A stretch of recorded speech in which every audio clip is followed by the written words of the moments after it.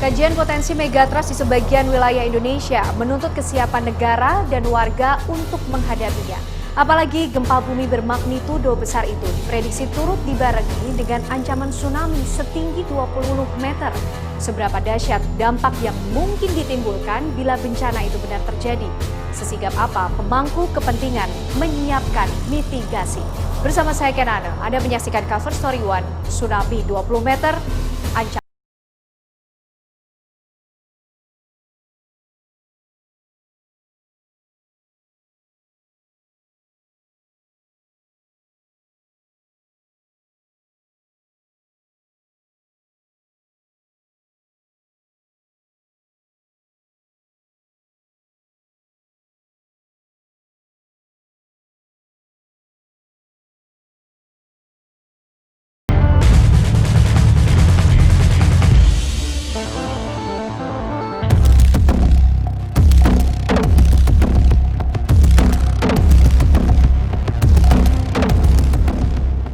Apa yang terbesit di pikiran Anda jika mendengar kata megatrust?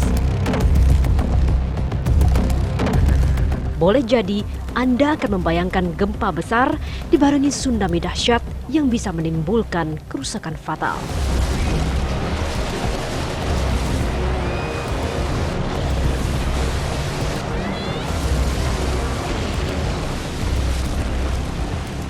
Gaduh perbincangan soal megatrust belakangan memang riuh di ruang publik. Namun, apa sebenarnya megatrust? Megatrust itu artinya pertemuan segmen yang sumber gempa di sepanjang barat Sumatera sampai Jawa. Dan itu bisa terjadi gempa yang besar, kemudian di laut dan dangkal. Dan kalau gempa besar, dangkal, dan di laut, itu bisa berpotensi tsunami.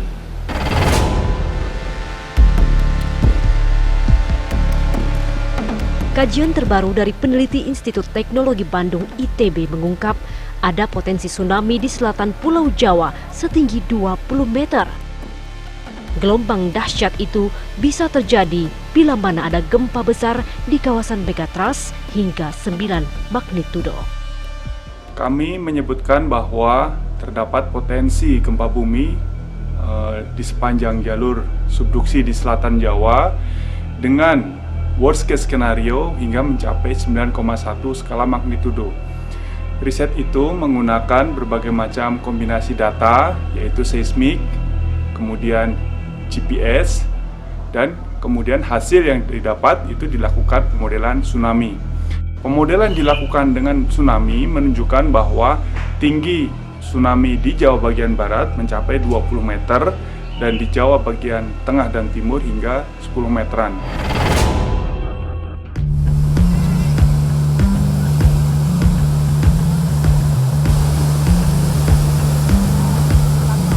Kendati penelitian gempa bumi dan tsunami di Indonesia perlu kerap didorong, namun bukan dimaksudkan untuk memicu kecemasan masyarakat, melainkan untuk penguatan sistem mitigasi bencana. Ada beberapa hal yang harus kita perhatikan dalam menyikapi hasil tersebut. Yang pertama adalah pentingnya edukasi masyarakat. Yang kedua adalah penguatan infrastruktur, baik itu melalui bangunan ataupun sistem peringatan dini. Dalam sistem peringatan dini tersebut ada 4 hal yang harus kita perhatikan. Yang pertama adalah memahami resiko, yang kedua adalah monitoring, yang ketiga adalah melakukan diseminasi, dan yang keempat adalah respons dari masyarakat.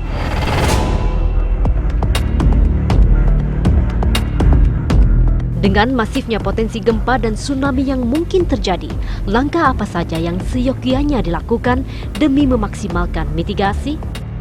Struktur apapun yang kita bangun, kalau tinggi tsunami-nya lebih dari 10 atau 15 meter, itu tidak akan bisa menahan tsunami. Jadi yang harus kita tingkatkan apa? Kesiapsiagaan masyarakat. Bagaimana kita bisa merespon secepat mungkin gejala-gejala alam yang memungkinkan diikuti oleh tsunami besar. BNPB akan memapping potensi risiko tsunami di seluruh desa-desa pesisir se-Indonesia.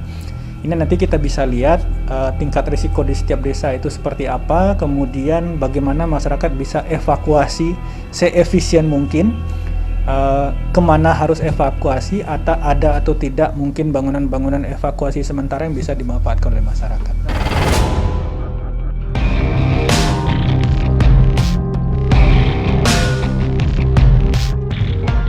Serangkaian mitigasi bencana boleh jadi terus diupayakan. Sedahsyat apa dampak yang bisa ditimbulkan tak luput jua dari perhatian. Namun sejauh mana skenario antisipasi yang telah dibuat para pengampu wilayah pesisir selatan Jawa?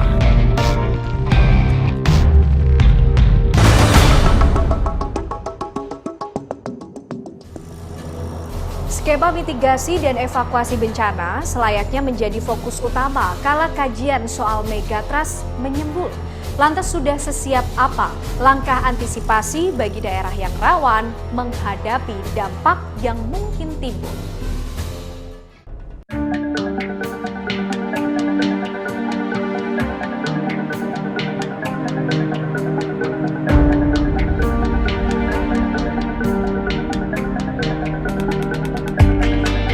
Berbekal informasi dari para ahli soal potensi gempa besar dan tsunami, kami pun mencoba menelusuri salah satu wilayah yang masuk zona megatrust, Pelabuhan Ratu di Kabupaten Sukabumi, Jawa Barat.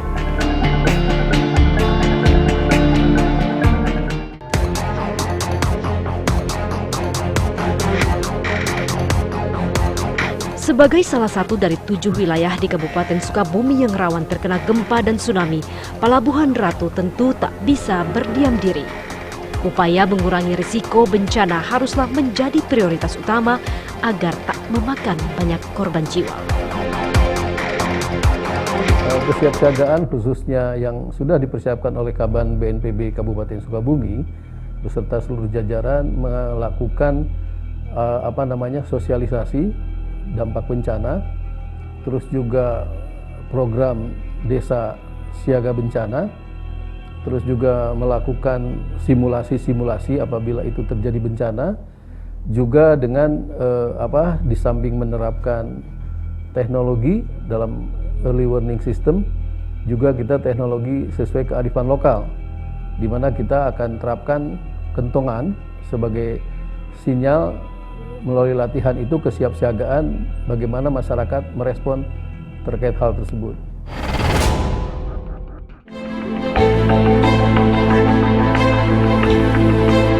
Kami lantas menengok langsung bagaimana kesiapan sistem peringatan dini tsunami di pantai Pelabuhan Ratu, Jawa Barat.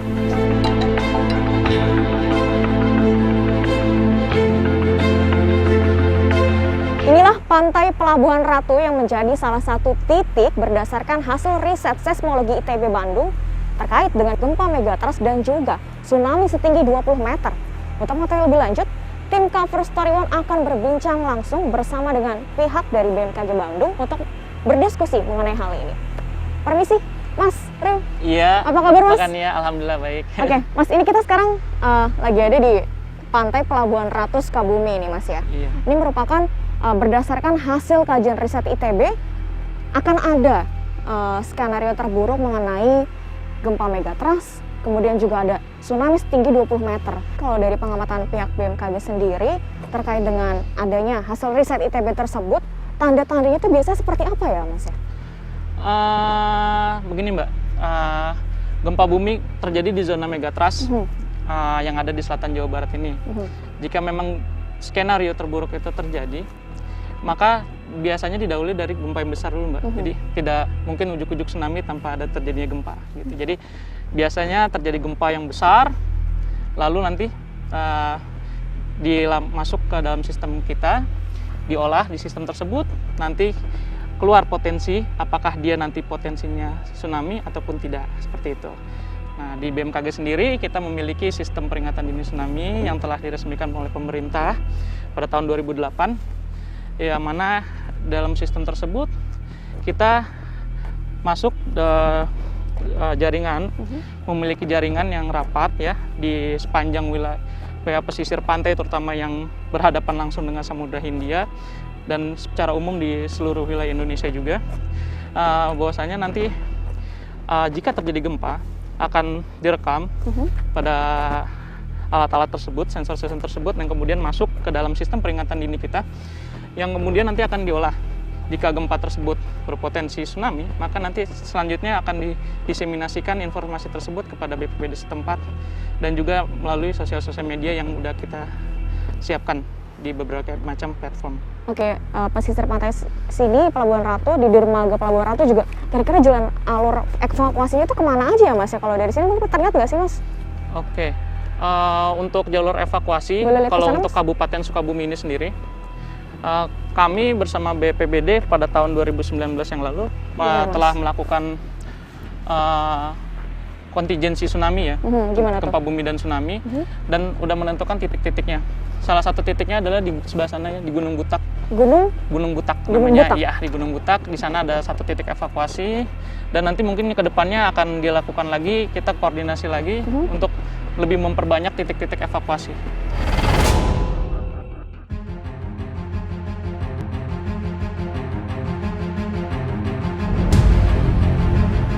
Untung tak dapat diraih, malang tak dapat ditolak.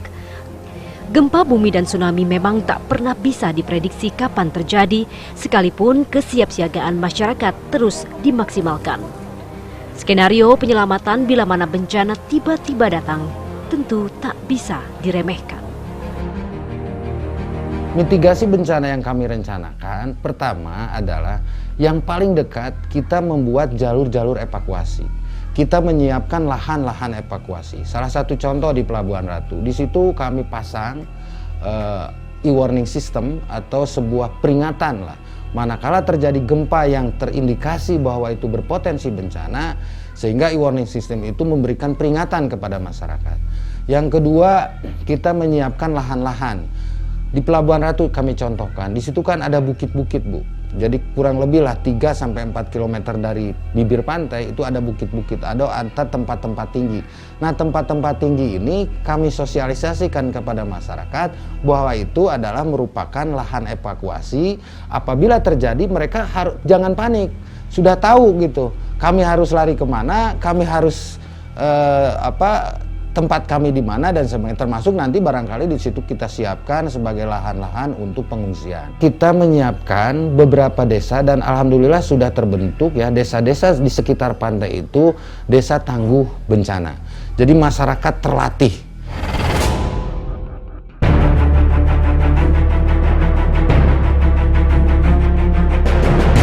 Segala ikhtiar penanggulangan bencana boleh jadi sudah dikaji. Namun, sebaik apa fungsi alat deteksi dini yang ada untuk sinyal peringatan awal bila bencana benar-benar terjadi?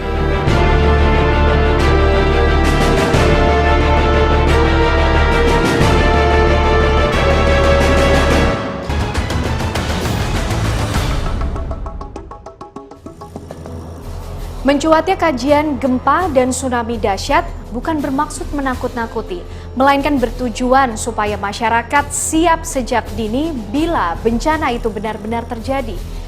Kajian ini sekaligus menggugah pemangku kebijakan agar memperbaiki sistem peringatan di sekitar wilayah terancam, tentu agar korban nyawa dan kerugian bisa ditekan seminimal mungkin.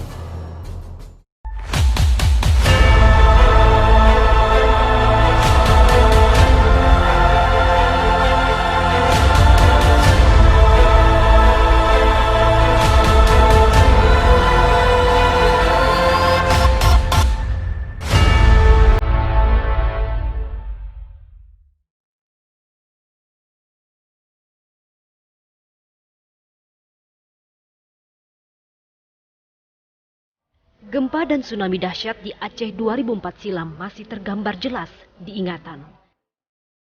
Kira-kira seperti itulah gambar megatrust yang disebut-sebut mengintai bagian selatan Indonesia ini. Benak masyarakat di bagian selatan Indonesia itu pun kini terusik oleh bayang-bayang bencana besar serupa. Atas segala perhitungan itu kan manusia. Tapi kan Allah yang menentukan, mudah-mudahan jangan sampai terjadi bencana seperti itu. Saya berharap kepada pemerintah di sini, kalau memang itu ada, tolong diberikan satu buah peringatan kepada seluruh masyarakat Pelabuhan Ratu kapan terjadinya dan jam berapa jadinya dan kemana harus diungsikannya. Udah dipersiapkan atau belum posko-posko pengungsian nanti gitu.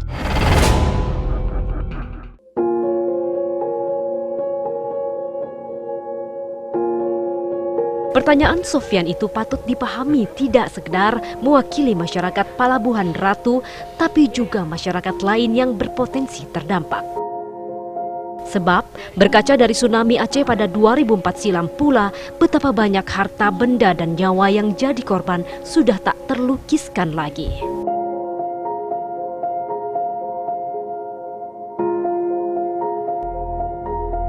BMKG dalam hal ini adalah memberikan peringatan dini, warning secepat-cepatnya.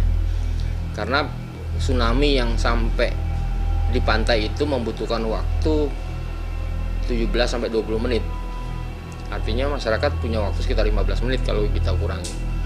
Bagaimana dalam 15 menit itu sebelum gelombang tsunami datang, maka masyarakat bisa menyelamatkan diri.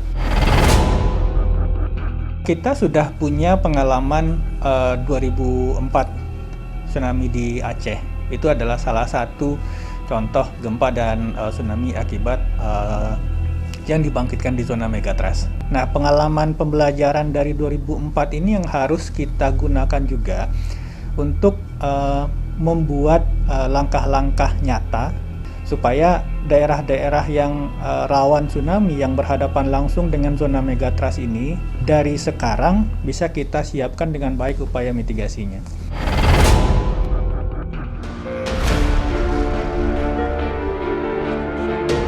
"15 menit akan menjadi waktu yang relatif singkat dan krusial bagi orang-orang berebut menyelamatkan diri. Mau tidak mau, BMKG juga dituntut cepat dan akurat dalam memberikan peringatan dini kepada masyarakat. Untuk mendeteksi tsunami itu kita masih based on seismic. Jadi kalau ada gempa, kemudian komputer kita menghitung apakah gempanya di laut besar kemudian dangkal, terus ada program menghitung apakah ini berpotensi tsunami, maka kita kasih warning ke masyarakat. Nah, bagaimana cara memberikan informasi ini ke masyarakat dalam waktu cepat? Kita menggunakan berbagai moda, fax, SMS, media massa, sosmed seperti itu. Bahkan salah satunya adalah sirine. Sirine ini selalu kita kita pasang dan kita selalu pelihara.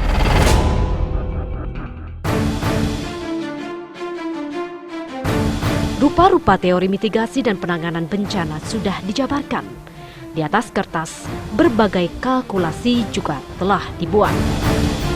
Tapi mengapa fakta di lapangan ketika bencana datang, penanganannya justru acap terkesan gamang? Kenapa itu kisruh selalu? Karena memang tidak siap. Yang tidak siap itu adalah pemerintahnya, pemerintah daerah terutama, anggaran, dan juga masyarakatnya. Sekarang kita punya PNPB, dulu kan nggak ada BNPB. Nah, sekarang ada BNPB, BNPB itu harus wajib melakukan pelatihan-pelatihan pada masyarakat, penjelasan-penjelasan, lalu membuat simulasi-simulasi. Itu harus, tapi kalau budgetnya dibatasi ya susah. Objek terpapar ini adalah masyarakat di kawasan pantai. Ini yang harus kita siapkan. Kapan mereka harus evakuasi, bagaimana rumah mereka, kemana mereka harus evakuasi. Ini harus kita siapkan sehingga masyarakat bisa merespon kalau ada gempa yang berpotensi tsunami. Kita perlu mengembalikan fungsi-fungsi ekosistem pesisir agar bisa menjadi buffer yang bisa mengurangi dampak resiko akibat apakah itu tsunami atau gelombang pasang.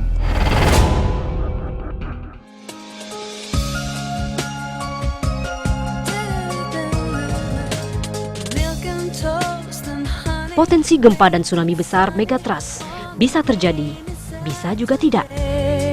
Meski begitu, lebih baik sedia payung sebelum hujan. Lebih baik berjaga-jaga sebab bencana bisa datang kapan saja tanpa diundang.